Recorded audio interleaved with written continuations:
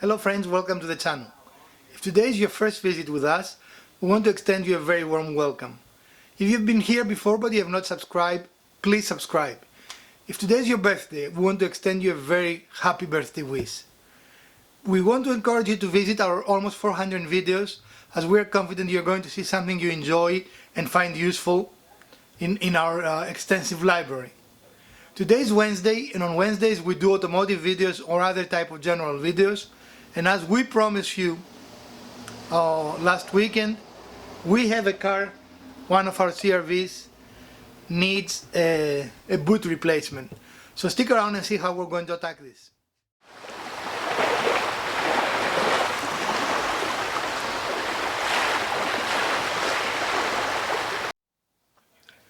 Unfortunately for us, our part will not arrive for another 2 weeks, and we were expecting it today, right? That's the good part. So we have to find a temporary solution to our problem, because we need a car that is operational. We need a car that we can take it to work, take it for errands, etc. However, every time we use the car, centrifugal force gets some of the grease out of the boot because of the failure. So today we're going to show you a temporary, and I want to emphasize the term temporary. This is not a permanent solution to this problem, and we're going to be checking it in between to make sure that it didn't come apart, right? But this is something to hold us over for 2 weeks until our part arrives, for us to be able to use the vehicle. So we're going to show you a temporary solution if you are, for example, on a trip or something and you need to get home, or will avoid you risking damage to the car.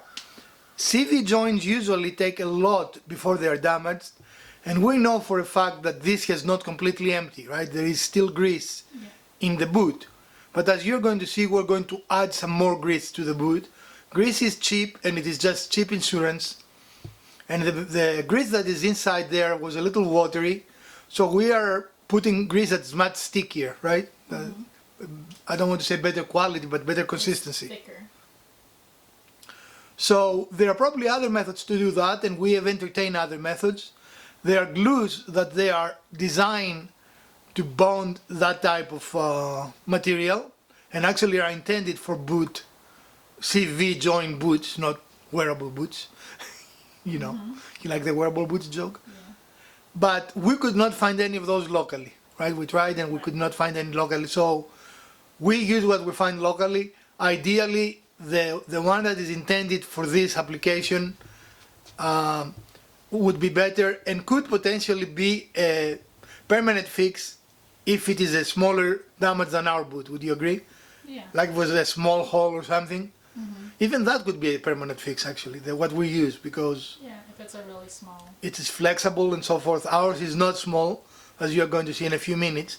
So stick around and we're going to show you how we attack this problem. So you start by removing the wheel, and we use our electric impact for that purpose. It has served us very, very well, and it has quickly become one of my favorite tools.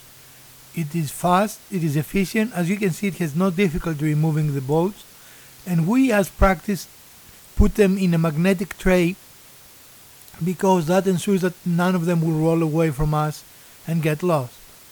So once you remove the bolts, it is an easy task to remove the wheel, and we're going to try and show you right now the damage in the boot. You can see it right there in the middle of the screen, a little towards the top. We have a fairly big gap towards the end, and you can see grease escaping from that gap. One of the first things we're going to have to do is we're going to have to clean this for various purposes, to make sure that grease does not escape after the repair, and also for the material we use for the repair to actually stick to the material of the boot. Otherwise, we're not going to have a good joint, and even the temporary repair will not work.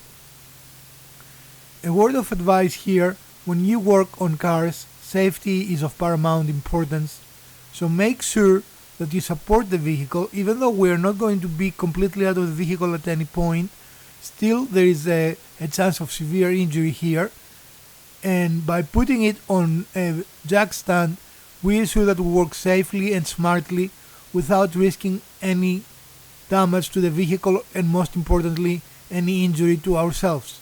So always be safe. That is the most important aspect of any car repair. Thoroughly cleaning the area is very important. This is a job that will require you to have a lot of soap towels at hand. The area has to be completely clean in order for it to be ready for the repair. And also it gives us a good idea of how much grease it has been lost since we first noticed the problem, because we did clean that area when we first noticed the problem, and actually we do a check really here to see how we're going to close the gap. We're putting some more grease into the fitting because we've lost some, and also the consistency of the existing grease is a little watery. I don't like it, so we're putting some good quality grease in the joint to help us sustain the joint in the meantime. Of course, now we need to clean the new grease, since it is impossible without a fitting to add grease to the boot without making a little bit of a mess, but it is vital we clean it, because again, we need to have very clean surfaces for the adhesive to take hold and provide a good solution. With the surfaces prepped and ready, we're now using a black silicone glue designed for these types of plastic, and we're going to apply it liberally only in one side per the directions of the product.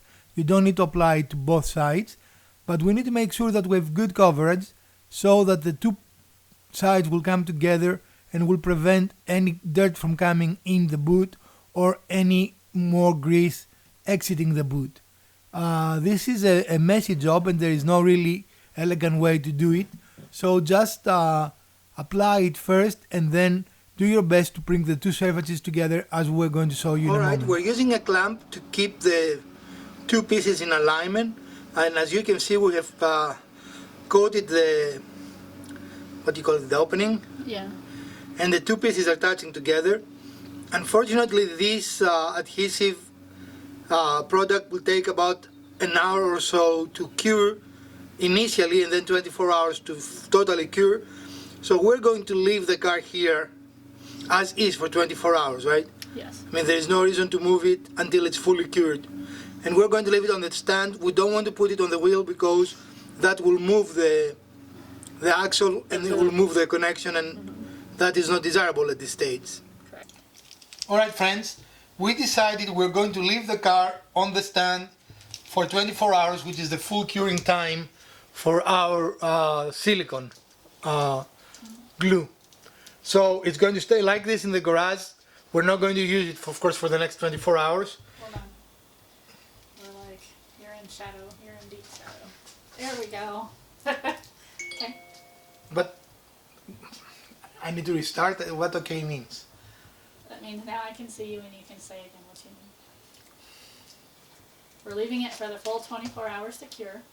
And then we're going to evaluate it in 24 hours, and we'll decide if we want to add a little bit more, or if we want to add anything on top of it, you know. Maybe we'll spray it with the Flex Seal thing. I don't know. We'll decide. I don't know. Don't look at me. She's looking at me. I will buy a camera that has both front and rear lenses, because people have to see you. They just have to see They you. don't need to see me. I'm telling you, they have They to see do you. not. Okay. In any case, we decided to do that. We show you the process we followed, and one thing I want to mention is be safe. Even on something like that, a car can cause very severe injury and death if it falls on you. Don't be silly about it. We do have, of course, a hydraulic jack, which is what we use to lift the car initially, but we do not want to depend on that. You're much better off with a jack stand. And I left the hydraulic jack as like a backup system, right? I don't completely remove it, but I don't depend on it either. Does that make sense? So we will let you know in a future episode how our experiment went and if it worked or not. Until then, we hope you enjoyed this episode, and if you did, please smash that like button. Share, like, subscribe, and click the little bell icon to know whenever we upload a new episode. And let us know what you would like to see in the future. From the Garage Wizard, Elpida, and the Urban Homesteading channel, we bid you a great week.